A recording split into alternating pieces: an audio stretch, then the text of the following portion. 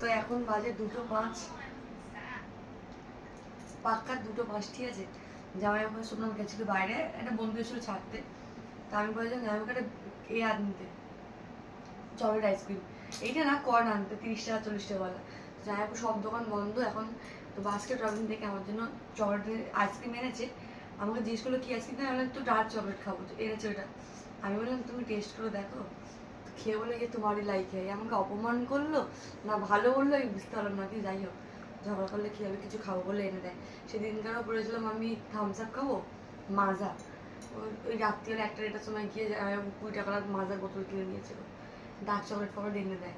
সঙ্গে করে যদি কালো বাচ্চা হয় তাহলে তুই দেখবি কি করি। হ্যাঁ তো তুই কন্টিনিউয়াস সবসময় ডার্ক চকলেট খেলে ডার্ক চকলেট, আইসক্রিম খেলে ডার্ক চকলেট আইসক্রিম। সঙ্গে বলতো তুই পিউকে ক্যাডবেরি কিনে দিবি না, লুকি লুকি ক্যাডবেরি খায়, বাচ্চা কালো হবে।